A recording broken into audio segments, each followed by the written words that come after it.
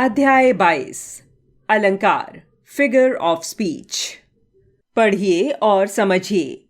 अलंकार का अर्थ आभूषण या श्रृंगार होता है। जिस प्रकार आभूषण धारण करने से शरीर की शोभा बढ़ जाती है, उसी प्रकार अलंकारों के प्रयोग से कविता सुंदर और आकर्षक बन जाती है। अलंकार कविता की शोभा बढ़ाने वाले आवश्यक तत्व हैं। कविता के सौंदर्य में वृद्धि दो स्तरों पर होती है, शब्द के स्तर पर और अर्थ के स्तर पर।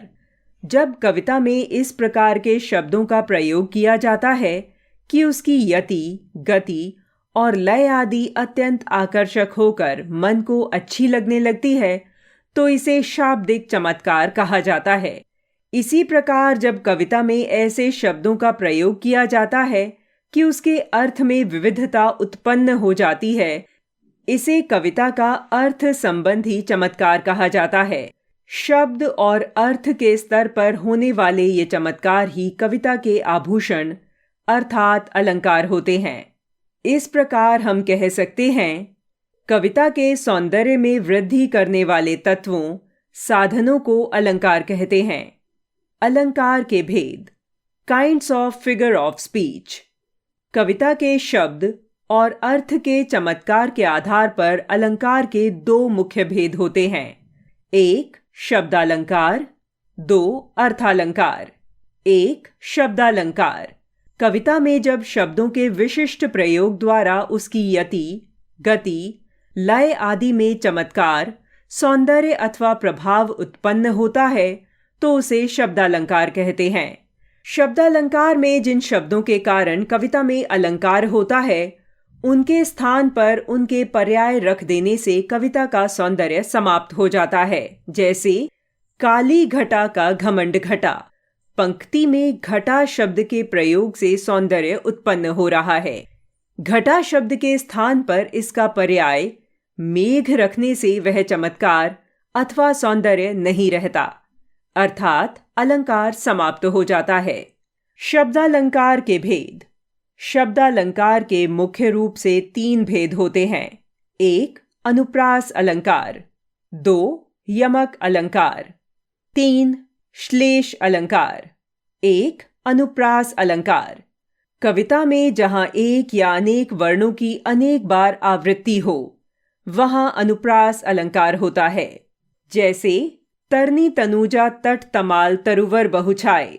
इस पंक्ति में त वर्ण की आवृत्ति से संगीतात्मकता और रस उत्पन्न हो रहा है, अतः यहाँ अनुप्रास अलंकार है। अनुप्रास के कुछ अन्य उदाहरण इस प्रकार हैं।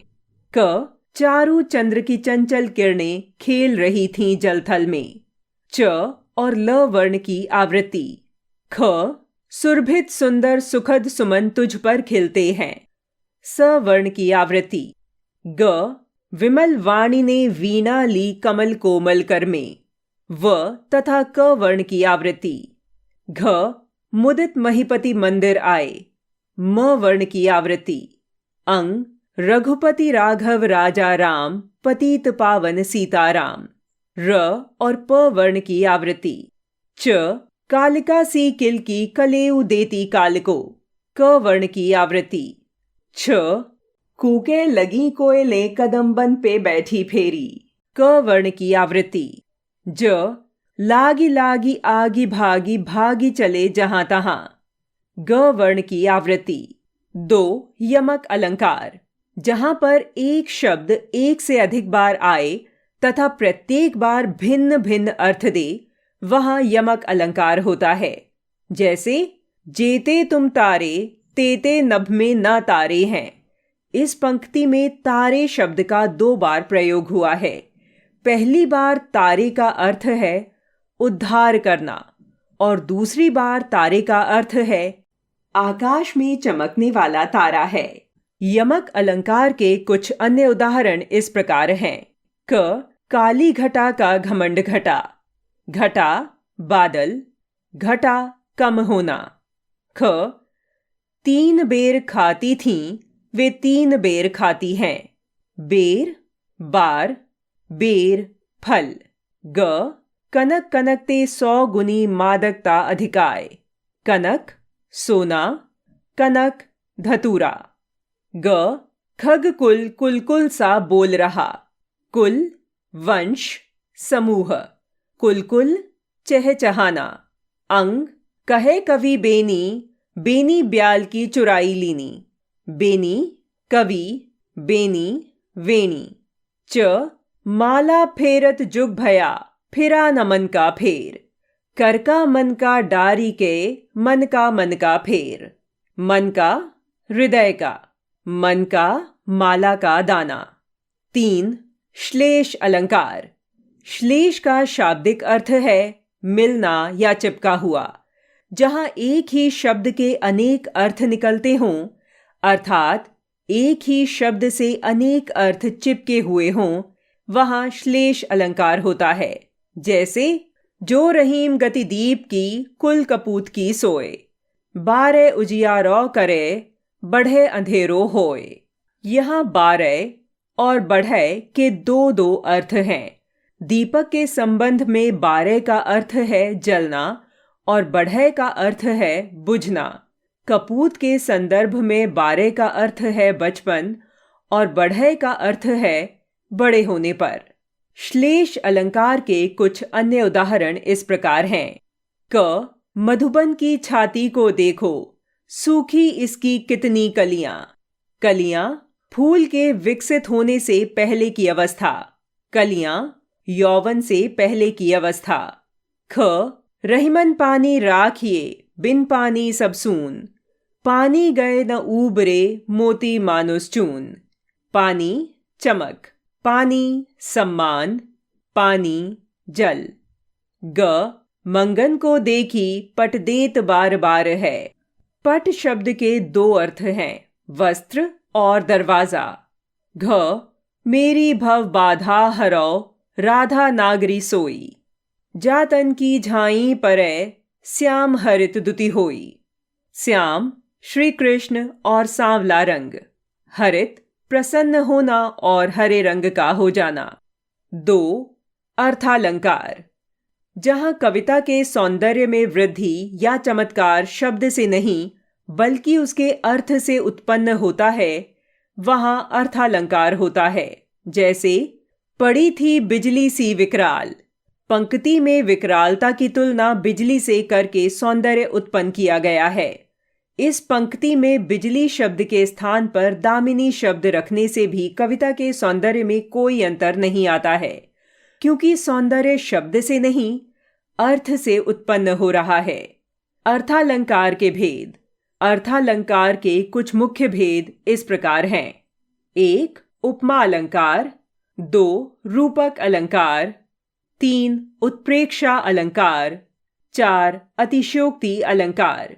1. उपमा अलंकार। समानता के लक्षणों के आधार पर जब किसी वस्तु या प्राणी की तुलना किसी अन्य प्रसिद्ध वस्तु या प्राणी से की जाती है, तो वहां उपमा अलंकार होता है। जैसे, पीपर पात सरिस मन डोला। इस पंक्ति में मन के डोलने की तुलना पीपल के पत्ते के साथ की गई है, अतः यहां उपमा अलंकार है। उपमा के अंग। उपमा के 4 अंग होते हैं। क, उपमेय, जिस वस्तु या प्राणी की उपमा दी जाती है। जैसे, उपर्युक्त पंक्ति में मन। ख, उपमान, जिस वस्तु या प्राणी से तुलना की जाती है। जैसे, पीपल का पत्ता। ग, साधारण धर्म, दोनों वस्तुओं या प्राणियों में एक जैसे गुण या धर्म की समानता। जैसे, डोलना। घ, वाचक शब्द, वह शब्द जिसका प्रयोग समानता प्रकट करने के लिए होता है। जैसे, सरिस, सा, सी, सम, समान आदि। उपमा अलंकार के कुछ और उदाहरण इस प्रकार हैं। क, कोटि कुलस समवचन तुम्हारा। ख, यह देखिए अरविंद से शिशुवृंद कैसे सो रहे। ग, नील गगन सा शांत हृदय हो रहा था। घ, वह दीप शिखा सी शांत भाव में लीन दलित भारत की विधवा है। अंग, निर्मल तेरा नीर अमृत के सम उत्तम है। च, मुखबाल रवि सम लाल होकर ज्वाल सा बोधित हुआ। 2. रूपक अलंकार, जहां रूप, गुण, आकृति, प्रकृति आदि की अत्यंत समानता के कारण उपमान का उपमेय में अभेद आरोप किया जाए, वहां रूपक अलंकार होता है। जैसे आए महंत वसंत, इस पंक्ति में वसंत पर महंत का अभेद आरोप होने से रूपक अलंकार है। रूपक अलंकार के कुछ अन्य उदाहरण इस प्रकार हैं। क. चरण कमल बंदौ हरिराई। ख. मैया मैं तो चंद्र खिलौना लैहों। ग. एक राम घनश्याम हित चातक तुलसीदास। घ. उदित उदयगिरि मंच पर रघुवर बाल पतंग। अंग. विकसे संत सरोज सब हर्षय लोचन भृंग। च. पायो जी मैंने राम रतन धन पायो। छ. राम नाम मणि दीप धरी जेह देहरी द्वार। ज. चरण सरोज पखारन लगा। झ. जीवन की सरिता में फेंकी मैंने मन की जाली।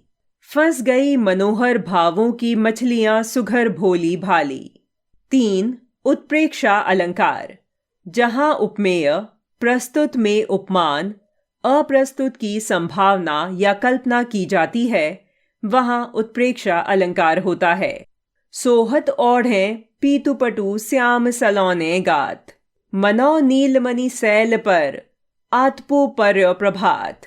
यहाँ पीले वस्त्र धारण किए कृष्ण के सांवले शरीर पर सुबह की पीले रंग की धूप से सुशोभित नीलमणि पर्वत की कल्पना मनहु शब्द द्वारा की गई है, अतः यहाँ उत्प्रेक्षा अलंकार है। उत्प्रेक्षा अलंकार के वाचक शब्द हैं मानो, मनहु, मनु, ज्यों, जनु, जानहु, जानो आदि। उत्प्रेक्षा अलंकार के कुछ अन्य उदाहरण इस प्रकार हैं। क. उस काल मारे क्रोध के तनु कांपने उनका लगा। मानो हवा के वेग से सोता हुआ सागर जगा। ख. नील जल में या किसी की गौर झिलमिल देह जैसे हिल रही हो। ग. कहती हुई यों उत्तरा के नेत्र जल से भर गए, हिम के कणों से पूर्ण मानो हो गए पंकज नए। घ. मेघ आए बड़े बंठन के संवर के, पाहुन ज्यों आए हों गांव में शहर के। अंग. यों वीरवर अभिमन्यु तब शोभित हुआ उस काल में, सुंदर सुमन ज्यों पड़ गया हो कंटकों के जाल में। 4. अतिशयोक्ति अलंकार, जहां किसी वस्तु, पदार्थ या कथन का वर्णन इतना बढ़ा चढ़ा कर किया जाए कि वह वास्तविकता से परे हो, वहां अतिशयोक्ति अलंकार होता है। जैसे हनुमान की पूंछ में लगन न पाई आग, लंका सिगरी जल गई गए निशाचर भाग। यहाँ हनुमान की पूंछ में आग लगने से पहले ही सारी लंका जल जाने तथा निशाचरों के भाग जाने का वर्णन है, अतः अतिशयोक्ति अलंकार है। अतिशयोक्ति अलंकार के कुछ अन्य उदाहरण इस प्रकार हैं। क. देख लो साकेत नगरी है यही, स्वर्ग से मिलने गगन को जा रही। साकेत नगरी के ऊंचे ऊंचे भवनों का अतिशयोक्तिपूर्ण वर्णन। ख. पड़ी अचानक नदी अपार, घोड़ा कैसे उतरे पार। राणा ने सोचा इस पार, तब तक चेतक था उस पार। इधर राणा ने सोचा ही था कि चेतक नदी के उस पार पहुंच गया। ग. कढ़त सार ही म्यान ते, असिरिपु तन ते प्राण। म्यान तलवार से निकालते ही शत्रु के शरीर से प्राण निकल गए। घ. वह शर इधर गांडीव गुण से भिन्न जैसे ही हुआ, धड़ जयद्रथ का उधर सिर छिन्न वैसे ही हुआ। तीर के छूटते ही जयद्रथ का सिर धड़ से अलग हो गया। आओ दोहराएं। अलंकार के तत्व हैं जो कविता के सौंदर्य को बढ़ाते हैं। अलंकार मुख्यतः 2 प्रकार के होते हैं, शब्दालंकार और अर्थालंकार। शब्दों के द्वारा कविता में सौंदर्य लाने वाले शब्दालंकार होते हैं।